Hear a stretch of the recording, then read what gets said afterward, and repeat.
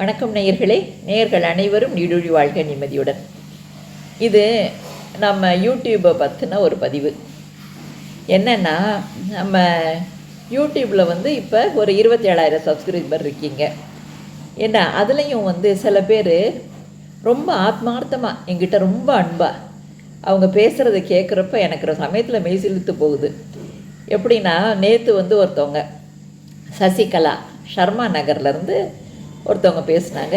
அவங்க அப்பப்போ பேசுகிறவங்க தான்.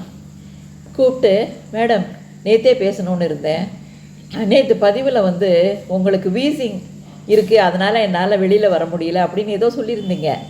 எனக்கு ரொம்ப கவலையாக போச்சு மேடம்.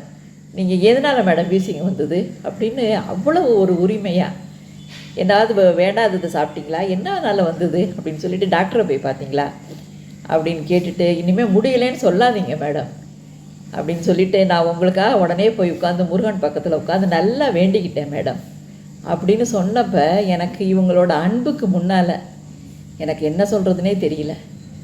அதனால் உங்களுக்கெல்லாம் என்னால் முடிஞ்ச அளவு என்னென்ன நல்ல கருத்துக்களை சொல்லணுமோ அதை சொல்லணும். இதுக்கு நம்ம உடம்பை நம்ம ஆரோக்கியமாக வச்சுக்கணும் அப்படிங்கிறது எனக்கு ரொம்பவே புரிஞ்சு போச்சு.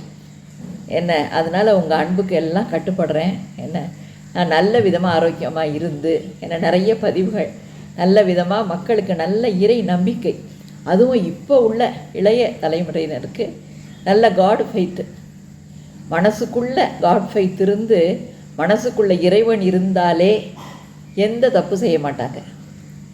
என்ன, அந்த நோக்கத்தில் தான் நம்ம யூடியூப் சேனல் ஆரம்பித்தோம். அது நோக்கத்தில் தான் நான் இறை பாடல்கள் எழுதி எங்கள் சாரும் பாடுறாங்க. என்ன, இதெல்லாம் பண்ணிக்கிட்டு இருக்கோம். அதனால் கண்டிப்பாக இறை அருளால் நான் உடல் ஆரோக்கியத்தோடு இருந்து நல்ல கருத்துக்களை மேலும் மேலும் உங்களுக்கு சொல்லணும்னு எனக்குள்ளே இருக்க என்னோடய குழந்தை திருச்செந்தூர் முருகனை வேண்டிக்கிறேன். வாழ்த்துக்கள்.